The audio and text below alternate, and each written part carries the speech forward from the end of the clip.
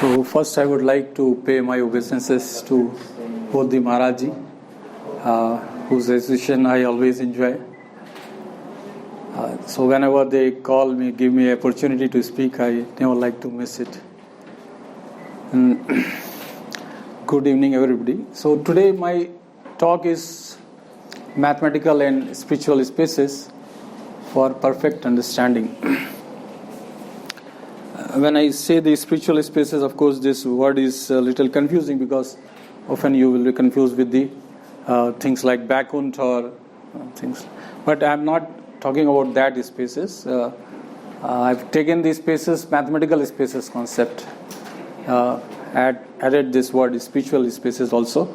So the concept I'm generating like mathematical spaces, spiritual spaces, quite generating the same based on similar kind of axioms. So today my talk is abstract of my talk is we know that mathematical spaces are difficult concepts. Generally, we assume that it's for researchers who are working in the abstract field of mathematics. It's a quite complex. So often even mathematics students also they study this concept in their postgraduate level. So in this presentation we'll discuss how response of very simple problem of classical mechanics cannot be obtained with the help of Newtonian and energy approach. That is, we learn basically the Newtonian approach and energy approach. But you will see that very simple problems we cannot solve using this approach. Okay, because these problems are very rare, so we rarely come across such kind of problems, and we need the concept of Sobolev and Hilbert spaces to solve such problems. And we'll see that if these mathematical concepts are properly implemented, then many real life problems can be perfectly solved. This is a theme. In fact, these concepts are already used in ancient spiritual philosophy of India. Concepts of spiritual spaces will lead to complete understanding of life and its purpose. So this is the abstract of my presentation. So this is my very favorite slide, which I'll always like to show. So first let us try to understand it, those who are new. What normally we do, we have some simple things like calculation, numbers, etc., which I put at the bottom. I say mathematical model. So if you develop the mathematical model and if you try to understand something like scientific laws, you cannot understand. Scientific laws like Newton's law, thermodynamics laws, or quantum mechanics laws, they are observed. They are not understood by mathematical methods. Of course, mathematical methods helps to understand it, but they are basically like thermodynamics laws. We observed heat flows from higher temperature to lower temperature, second law of thermodynamics. And if you know all the thermodynamics laws, Newtonian mechanics, quantum mechanics, electromagnetism, etc., you cannot form a matter, by just using your concept. You have to observe, like you observe gold, oxygen, or whatever. The matter you observe. You cannot, by using these laws and mathematics, you cannot conceptualize. And if you know the matter, you cannot say that there exists soul. And you cannot, by using just simply logic, matter, scientific laws, mathematics, you cannot prove that there exists life. Life you are observing. Am I right? So what you are doing is that when you are going from lower level to higher level, you are just observing. You are at this level, then you go to next level, you are observing. You are not able to prove it. You go to this next level, you are not able to prove anything. You are just observing. From matter also, you are not going to prove anything. You are just observing that there exists a living being. And when you are not able to observe that absolute truth or supreme being, you cannot prove it. Can you prove it? It's just not possible. This is what you will feel. You cannot prove that, okay, the supreme being will be something like this. Krishna will be like this, he'll be wearing peacock feather or whatever. It cannot be proved. Okay, so here things is like this. We are living beings and we can understand the lower concept. We can understand the matter, scientific laws, mathematical models, but you cannot go to the higher side. Okay, but here by using mathematics we want to understand the absolute truth. So up to what extent we can understand? This is the question. Okay, we are trying to understand the absolute truth or supreme being, but up to what extent we can understand? This is the question. And if we can understand, then what should be the method?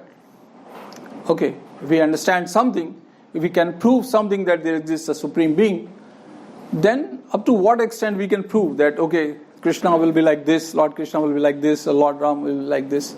To what extent we can prove? This is the question. What should be the approach and to what extent? Now, there is another problem also. Now, sometimes after seeing also you cannot understand truth. For example, in case of quantum mechanics, we observe, we do experiment, but still there is no proper concept. Like for example, there are many theories developed in quantum mechanics. They are all observing the same thing, same wave particle duality, etc. But then there is so many concepts developed, different theories developed by different great scientists. So it means that even if you see the things, then also you cannot understand in some cases. Okay. One thing is that you cannot see. Another thing is that even after seeing also you are not able to understand the things perfectly. So, and there another problem is that many times our observations are not complete. This is very common. So either sufficient facts are not available, or this world of three-dimensional visual space and time cannot provide them. This is another problem. We can see only three-dimensional visual space. So that is not.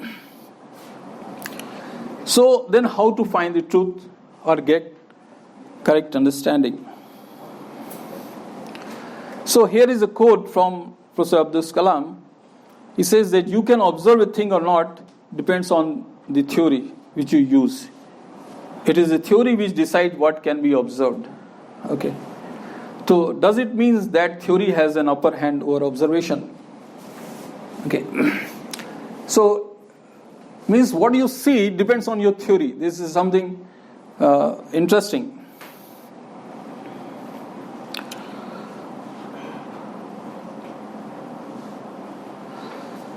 Now let us come to the mathematics. So we know that mathematics is doing many wonders.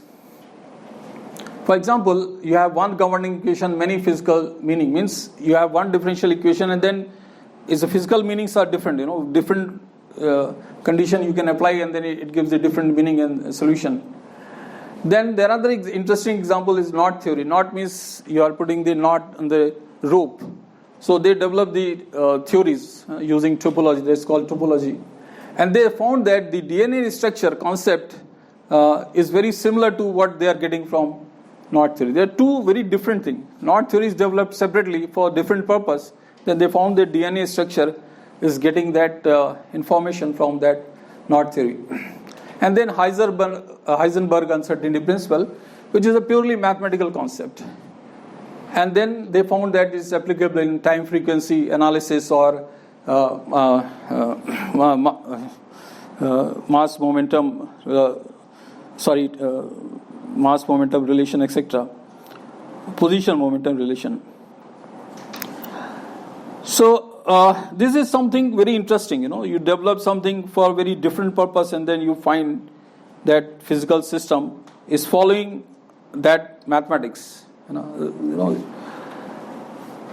Now, if we see the mathematics, we can categorize in two parts. One is the applied mathematics, another is pure mathematics. Applied mathematics gives the quantitative analysis, like numbers, figures, etc. You get the curves, that okay, the behavior will be something like this, or the numbers.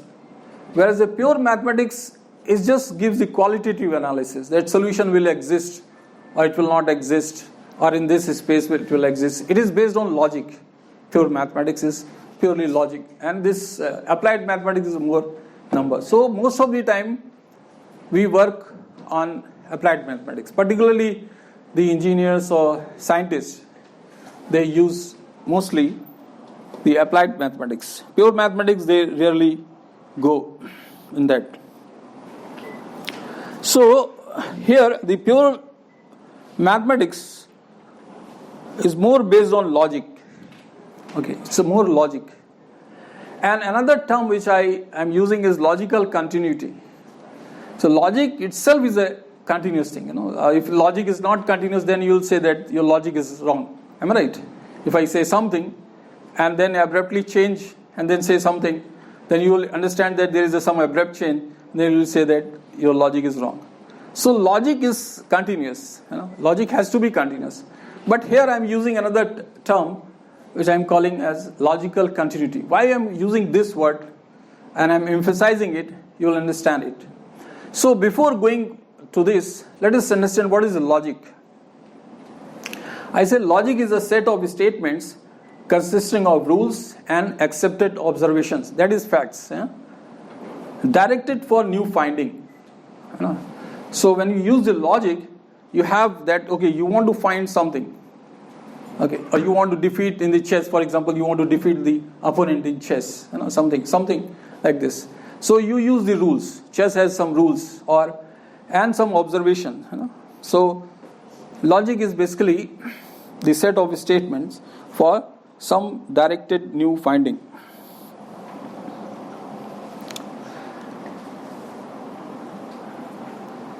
So what is the pure mathematics we do? Okay, we use the higher dimensional science. Pure mathematics, it is based on logic and generalization of basic mathematics. We'll see how.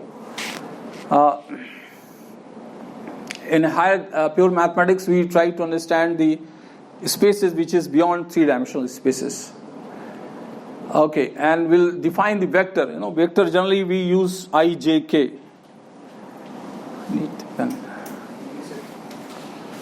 We use the vector I, J, K, normally. So that vector, of course, for engineers it is very convenient to use that vector. Vector means something like V1I plus V2J plus V3K or something like this. This is what we learned. Vector means something which has magnitude and direction. But in mathematics,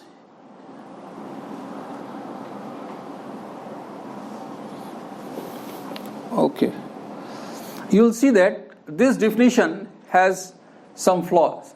Okay, this definition has some flaw. What is the flaw?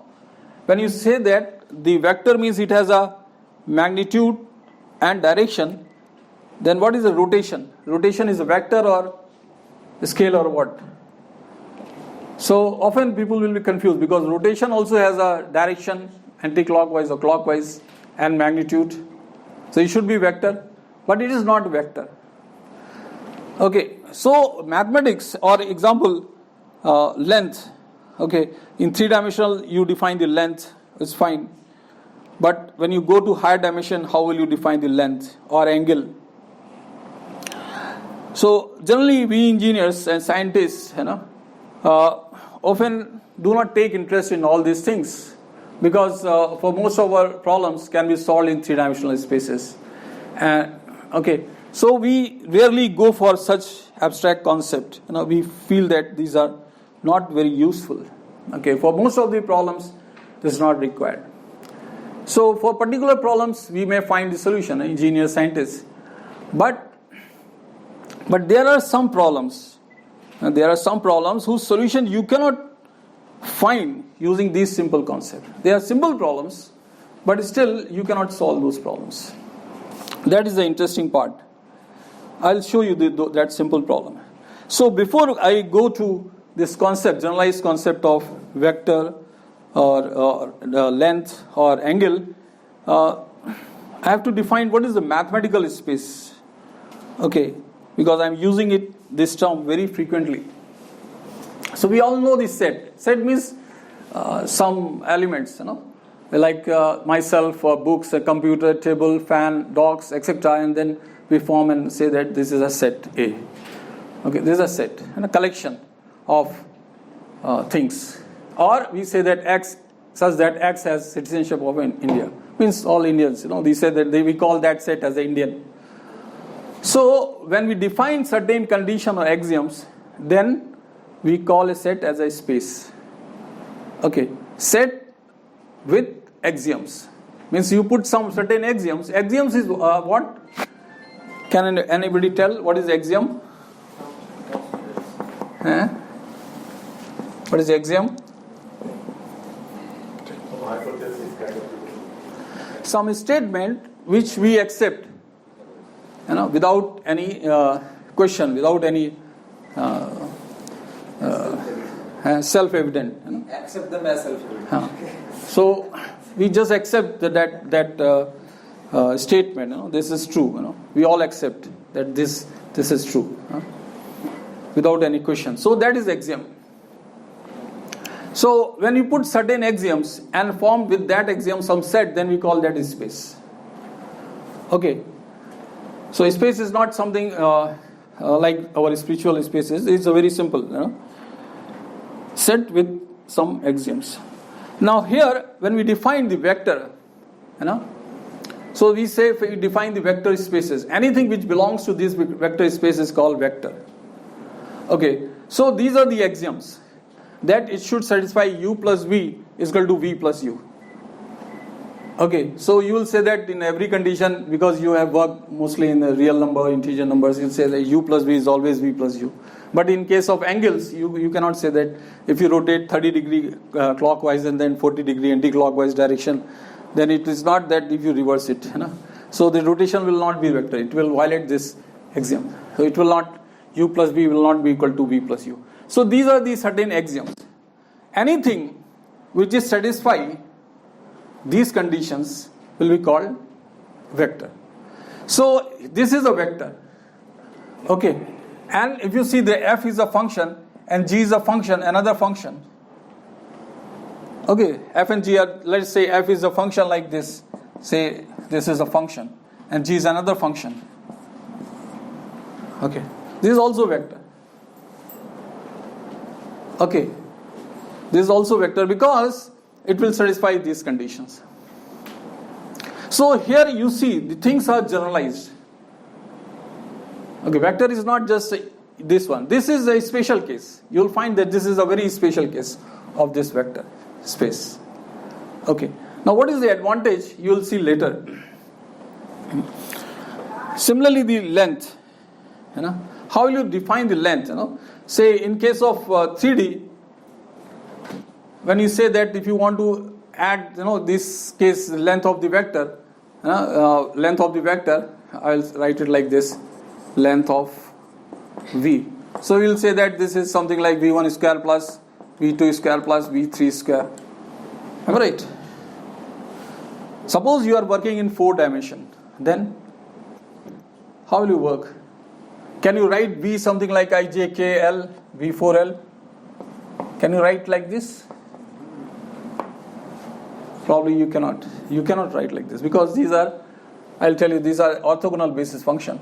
But you can write the vector v as a set like this, v1, v2, v3, v4. This is possible.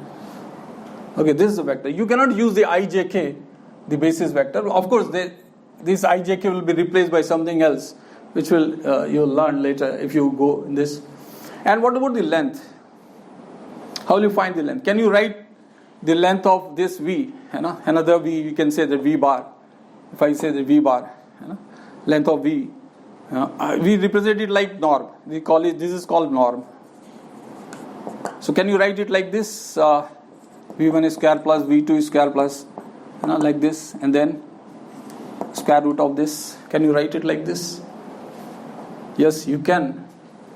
If this is called norm, the norm is a generalization of length, and if it is satisfying these axioms, then we say that this is a length. So you can go in any dimension. You are not restricted to 3 dimension. You can go to any dimension. In fact, this is also, you can write, find the length. Of course, there are many ways of finding the norm. It's not a single way. There are many ways of finding the norms. So this is another subject, It means that, and then this case which we know, is a very simple special case. Okay. Similarly, if you go to this another term, it's called inner product, which is a generalization of angle.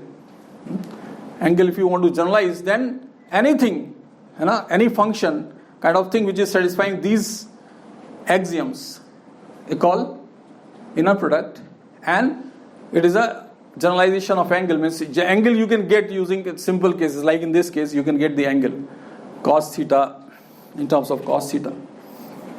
Okay. So, what you are doing? You are using axioms to generalize the concept of vector, its length, its angle. So what is the advantage of this? Advantage is that you can understand the higher dimension. And the simple 3-dimensional Euclidean space is a very special case. Okay. So whenever you want to understand anything in higher dimension, this is very much required. These concepts are essential.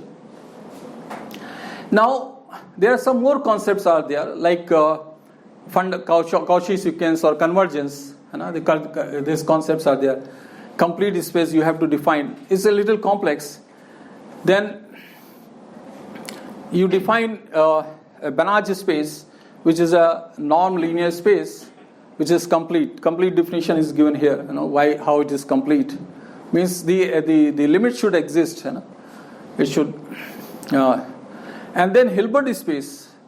Hilbert space means if the length is given by the norm is given by the inner product, and the space is complete, then it's called Hilbert space. Now here the concept is really confusing. It's very difficult. You will feel that particularly initially you'll find it very difficult. But then the Euclidean 3-dimensional Euclidean space is a very special case of Hilbert space. Hilbert space is infinite dimensional space, and Euclidean space in which we engineers or scientists most of the time work is a very special case. Okay, here I've said the same thing. Now I'll go a little more because I am going to use it. There's a concept of distribution theory. Of course, these are very, very difficult. Not even the postgraduate level they teach. They basically, those who go for research in this particular area, they study. But it's a very important theory where you get the concept of weak derivative. I mean, something function which cannot be differentiated. Then how to differentiate it? Okay, so there comes the concept of distribution theory. And then with this distribution theory, the normal derivation, you will find that is a special case. Distribution theory is a much more generalized concept, is a most generalized concept. All other concepts are very special cases. And with this weak derivative in distribution theory, you get the concept of Sobolev spaces. Okay, so you see here, you are generalizing the things. Okay, using what? Using axioms. Axioms, you are creating these spaces and you are generalizing the concept. And all the concepts which we study in our engineering or sciences, they are very special cases. Particularly, most of the time we are interested in solving the differential equation, because differential equations generally governs the system behavior, particularly if it is a continuum. So all the continuum system behaviors are governed by differential equations, and if you have to solve those differential equations. Most of the time you have to solve these differential equations. So here, what these Hilbert spaces are providing, they are providing the basis functions. Basis functions like I, J, K. They are basis vectors. They are called basis vectors. And like Fourier series, you have a sine and cosine terms, they are basis functions. So these provide the basis functions for interpolation and or extrapolation. This space provide necessary continuity for logic. Here I am emphasizing this part. Otherwise we miss it. If we don't select the proper space, then we will miss the continuity for logic. And this is very essential. I'll discuss it later you'll understand it very clearly when we discuss about the spirituality. Why the continuity of logic is essential and why the particular space is necessary. And they provide the idea of limit. That is the best result. This is the limiting point. Normally when we know the result, we can say this is the solution. But most of the cases, we do not know the result actually. What is the God? We do not know. So we have to guess, by some mathematical means that, okay, this is the limit. So that type of limit you get when you work in these spaces.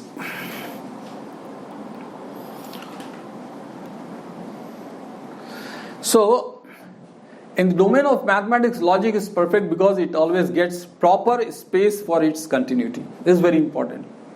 Okay. Mathematics, we get the proper space.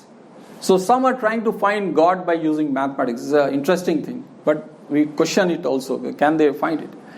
Then, can we understand everything using existing mathematical spaces? This is a question. We have a lot of space, Riemann spaces, like Maharaji was telling.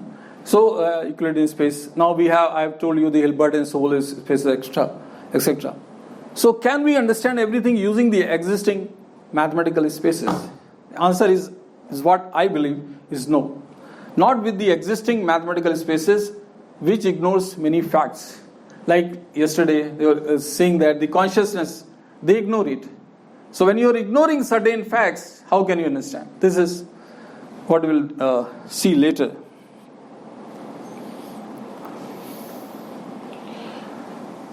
Now let us take a very simple example, and then you will understand the importance of these mathematical spaces. उस permanent marker तो नहीं है, permanent marker था क्या ये?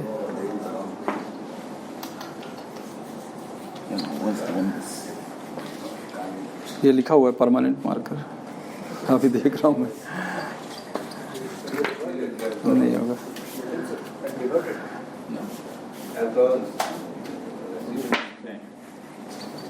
नहीं, ये गलत मार्कर लगा दिया था इसमें.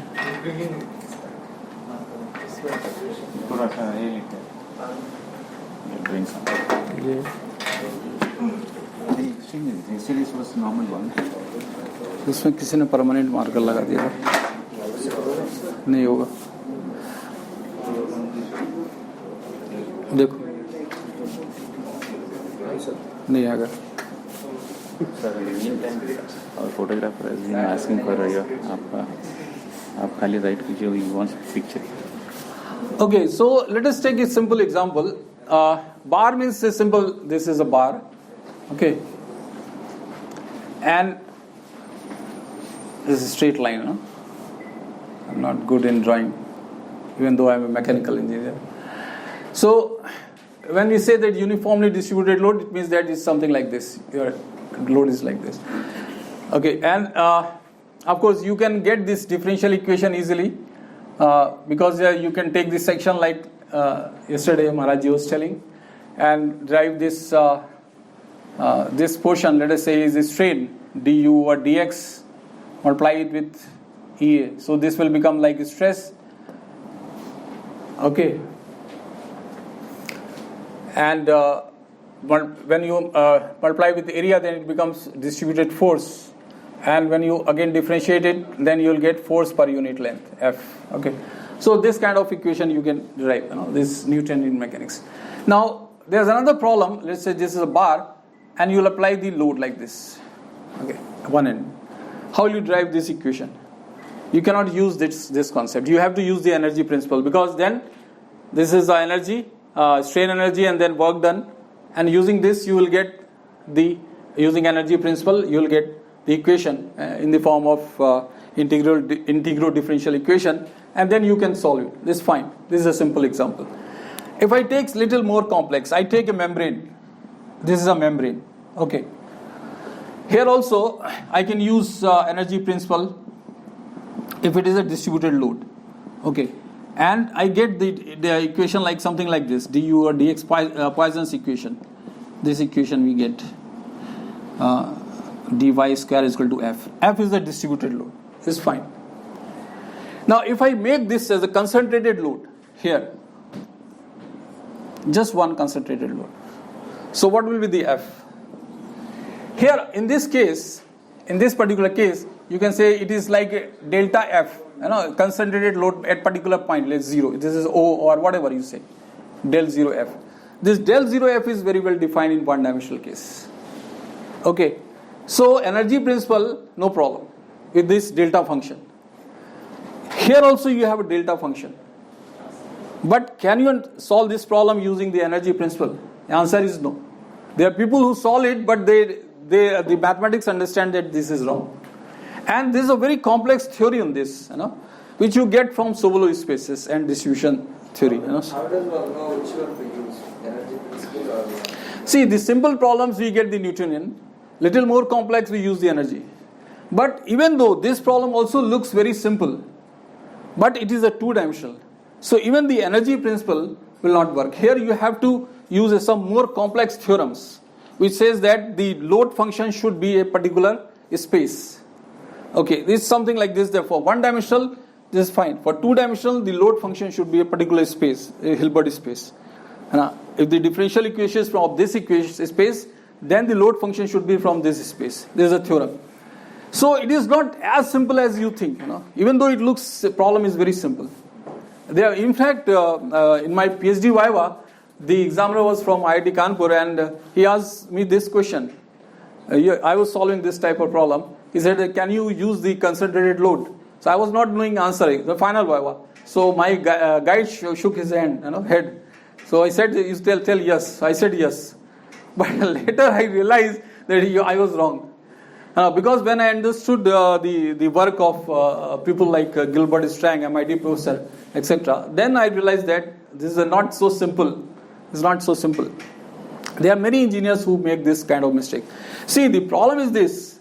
If you are solving this problem using any numerical methods, let us say finite element method, you give the problem, you give the input data, you will get the answer. So if you do not know the actual things, then you will say that this answer is correct. The numerical methods will give you the answer. But in some cases, like once I was examiner in one PhD student in MNRC, and he did the same mistake. But then he was not getting the answer in every case. For example, when he put the concentrated load at the center, he is getting the answer, but when he shifts, he doesn't get the answer. So I said that you are doing mistake. This is the problem. So though the problem is very simple, but the answer is very complex. So this is some of the problems which you need the concept of Hilbert spaces or Sobolev spaces. One slide before. Pardon? One slide. Back. God. You are talking about this? God slide. Next. Yeah.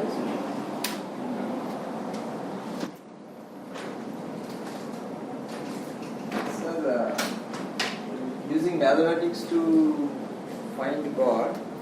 In mathematics, we do many mathematics which have no relevance in the physical world. So, just by using mathematics, what you are... No, actually, I want to say that, see, the mathematics is giving you the perfect logic. Like I said, that axioms, etc. You are creating the space, you are applying the logic, you are developing a lot of theorems, etc. Okay, you have developed, that's fine. Now, we have to adopt that concept. Using the axioms, we have to create a space. And with the space, we have to develop the theorems. Like the Hilbert space and etc. They have their theorems. And using those theorems, we'll be able to understand perfectly the things.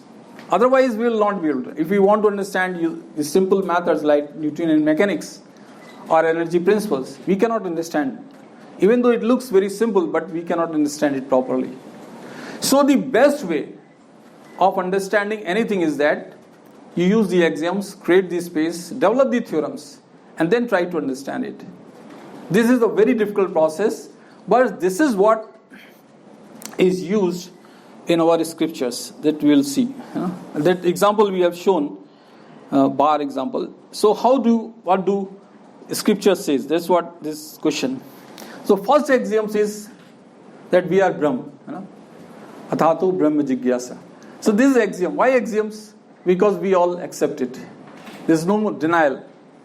Nobody can say that we are not Brahma, soul. We cannot. Even Christians cannot say that they are not soul, or Muslims cannot say that they are not Ruh. So we all accept it. So this is axioms. So using this axioms, you have to create a space. Okay, this is a soul, so we should not kill it. This is a logic. Okay, we should honor the other soul. There are many axioms. Bhagavad Gita is full of axioms. For example, when you say that Rajasic, Tamasic, Sattvic, mode of goodness, mode of passion, mode of ignorance, these are the axioms, and you are creating this space. Suppose you are in mode of goodness, you have your logics. I am in mode of ignorance. Then even if you want to say something, I will not be able to accept it, because you have one space, you have your own observations, you have own facts. I have my own observation, I have my own facts. So your logic will never be satisfied my observations or facts. For example, you will say that don't cheat. I am in ignorance. I will say that when I cheat, I enjoy. So why should I not cheat? Because I am in the mode of ignorance, I enjoyed that. So your logic will not fit it. So your space is different, my space is different. So when your space are different, your logics will be different. My space is different, so my logic is different. Okay. So my observations are different. Logic means what? You are observing something, you have some rules, and then your logic is satisfying those. Logic is satisfying those observations or facts or whatever. So this is another important concept. The Rajasic, Sattvic, Tamasic, and Sattvic, Rajasic, Tamasic. They are all the spaces. And theorems, if we divide it, instead of dividing like normally we divide it like Hindu or Muslim or Brahman, Kshatriya, Shudra, etc. This is not the proper way of creating this space. Of course, this is what practice. But the Bhagavad Gita says that the best or the only method is that we have to classify the people as Sattvic, Rajasic, Tamasic. Not something like I am Brahman or I am Kshatriya, my birth. This is what it says. So this is based on axioms, certain axioms. Then another axioms are like Man, Buddhi, Ahankar. Okay, what is Man? Can you identify in the brain that this is a Man? Puncture it, then so that I will be always happy or always distressed, something like that. You cannot do it. Man is something like you observe. Everybody observe that there is something which always tries to enjoy. Ahankar, we all know that. This is what we want to prove ourselves superior than the others because of the Ahankar. Buddhi, we want to prove something using this Ahankar. Ahankar. So in fact, Man, Buddhi, Ahankar are like mass spring system. Mass spring system. You have this system, for vibration. Mx double dot plus Cx dot plus Kx is equal to F. Okay. So if I say that Man, Buddhi, Ahankar is something like this. The spring is like Man. Okay. This mass is like Ahankar. You can say like this. And this you can say something like Buddhi. Okay. So all our dynamics is governed by this. अहंकार में जब भी force लगेगा ना, इस पे किसी ने मुझे चोट कर दिया कि संदीप कुमार तुम्हारा लेक्चर तो एकदम बेकार था, I will be very much hurt. Am I right? So I will start thinking something different. So as you strike on ahankar, force lag gaya. So then my dynamics will be disturbed. All my dynamics, if ahankar is large, very big ahankar, always be stressed. You can understand it. Or I will be always stressed because of the load. And then this man will be break. Load will be there on the man. The spring will break. So you can see that this these are axioms, but they are perfectly giving the dynamics of not only this birth, this life, but constantly birth after birth. So this is another form of, I believe that Bhagavad Gita uses axioms. So in fact, if you see all our literature, they have used axioms. They have observed something which everybody accepts without questioning. And using these spaces and axioms, you can understand many things, the highest level of concepts. By simple observation, you cannot understand. By using these axioms, you create the space, and in that space you apply the logic, and then you can understand everything. Okay. So thank you.